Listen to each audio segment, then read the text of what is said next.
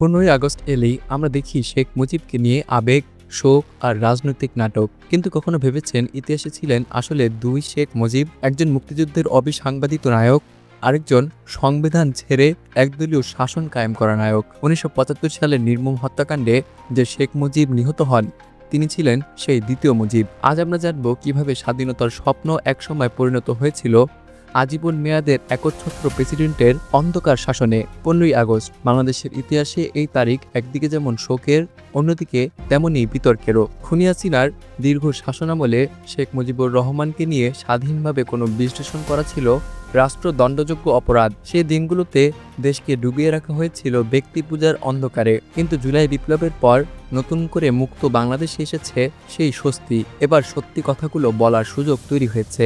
ইতিহাসে শেখ মুজিব আসলে ছিলেন দুইজন। প্রথমজন ছিলেন স্বাধীনতার স্থপতি, মুক্তিযুদ্ধের অবিসংবাদিত মহানায়ক। দ্বিতীয়জন ছিলেন একনায়ক শেখ মুজিব, যিনি সংবিধানকে ক্ষত-বিক্ষত করে একদলীয় শাসন প্রতিষ্ঠা করেছিলেন। 1975 সালের 15ই আগস্ট যিনি নিহত হন, তিনি ছিলেন এই দ্বিতীয় মুজিব। নির্মমভাবে সপরিবারে নিহত সেই মুজিব ইতিহাসে চিহ্নিত হয়ে আছেন একনায়ক প্রেসিডেন্ট হিসেবে। 1975 সালের জানুয়ারিতে সংবিধানের নতুন সংশোধনী পাশ করে শেখ মুজিব নিজের হাতে সমস্ত রাষ্ট্রীয় ক্ষমতা কুক্ষিগত করেন। প্রেসিডেন্ট হিসেবে তার হাতে জমা হয় 3 দিকের পূর্ণ নিয়ন্ত্রণ। প্রথমত, নির্বাহী বিভাগের সমস্ত ক্ষমতা তার হাতে যায়। দ্বিতীয়ত, রাশিয়ার জার অথবা মোগল সম্রাটদের মতো ডিক্রি জারি করে আইন বানানোর অধিকার পান তিনি। তৃতীয়ত, এমনকি সুপ্রিম কোর্টের বিচারপতিদের বরখাস্ত করারও ক্ষমতা পান তিনি। ফলে কার্যত শেখ মুজিব হয়ে ওঠেন আজীবন মেয়াদের একনায়ক প্রেসিডেন্ট। তার বিরুদ্ধে কোনো সাংবিধানিক পথ খোলা রাখা হয়নি। তিনি একাই হয়ে ওঠেন নির্বাহী, আইন এবং বিচার বিভাগের সর্বময় কর্তা। এই ক্ষমতার কেন্দ্রীকরণ কোনোভাবেই গণতন্ত্রের সাথে মানানসই ছিল না। জনগণ যেভাবে স্বাধীনতার পর একটি গণতান্ত্রিক রাষ্ট্রের স্বপ্ন দেখিয়েছিল, তা মুহূর্তেই ভেঙে চুরমার হয়ে যায়। সেই সময় সংবাদপত্রের স্বাধীনতাও ছিনিয়ে নেওয়া হয়।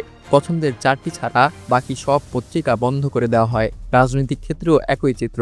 আওয়ামী লীগ ছাড়া অন্য সব দলকে নিষিদ্ধ ঘোষণা করা হয়। এমনকি আওয়ামী লীগের নামও পাল্টে রাখা হয় বাংলাদেশ কৃষক শ্রমিক আওয়ামী লীগ। সবাইকে সরকারি কর্মকর্তা, বিচারপতি, সেনা কর্মকর্তা এই দলে জোরপূর্বক যোগ দিতে বলা হয়। গোটা রাষ্ট্রই তখন একদলীয় শাসনের করাল গ্রাসে বন্দী হয়ে পড়ে। তাই 1975 সালের 15ই আগস্ট সপরিবারে নিহত শেখ মুজিব ছিলেন মুক্তিযুদ্ধের সেই প্রথম মুজিব নন, তিনি ছিলেন দ্বিতীয় মুজিব, একনায়ক প্রেসিডেন্ট। তার মৃত্যু অবশ্যই ছিল নির্মম এবং নিন্দনীয়, কিন্তু ইতিহাসের এই অধ্যায় এড়িয়ে যাওয়া সম্ভব নয়। একদিকে মুক্তিযুদ্ধের মহানায়ক, অন্যদিকে আজীবন ক্ষমতার লোভে অবাধ্য এক স্বৈরশাসক। এই দ্বৈত চরিত্রটাই আমাদের সামনে দাঁড় করায় জটিল প্রশ্ন।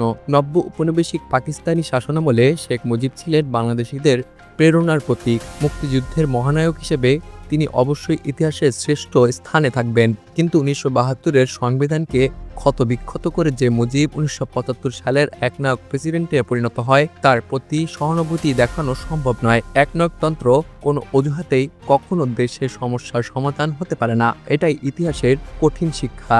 1972 থেকে 1975 ছিল বাংলাদেশের জন্য একটি জটিল কিন্তু সম্ভাবনাময় সময়। আমাদের ছিল বিজয়ী মুক্তিবাহিনী, ছিল মুক্তিযুদ্ধের আলো, কিন্তু সেই আলো নিভিয়ে দেওয়া হয়েছিল চরম ক্ষমতা কেন্দ্রিকতার মাধ্যমে। নানা ষড়যন্ত্র ছিল বটে, কিন্তু সেসব মোকাবেলার জন্য প্রয়োজন ছিল গণতন্ত্র এবং নাগরিক স্বাধীনতা।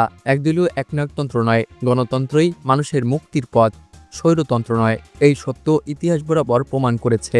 আজকের বাংলাদেশকেও সেই শিক্ষা মনে রাখতে হবে। খুনি হাসিনার শাসনামলে আমরা আবারও দেখেছি কিভাবে রাষ্ট্রীয় প্রতিষ্ঠানগুলো ধ্বংস করা হয়েছে। প্রতিক্রিয়ার বাহিনী নানা ছদ্মবেশে এখনো সক্রিয়, কিন্তু কোনো যুক্তিতেই যেন আর কোনো একনায়কতন্ত্র এদেশে ফিরতে না পারে।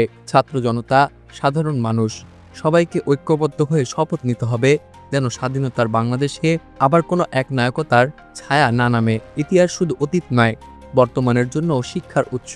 শেখ মুজিবের দ্বৈত চরিত্র আমাদের শেখায় নায়কত্ব অর্জন করা যায়, কিন্তু তা ধরে রাখতে হলে গণতন্ত্র এবং জনগণের প্রতি দায়বদ্ধ থাকতে হবে। একনায়কতন্ত্র হয়তো মুহূর্তের জন্য শক্তি দেখাতে পারে, কিন্তু শেষ পর্যন্ত তা পতনের মধ্য দিয়েই শেষ হয়। তাই আমাদের শপথ হতে হবে, বাংলাদেশে আর কোনো একনায়কতন্ত্র নয়, কেবল গণতন্ত্রই হবে আমাদের পথ।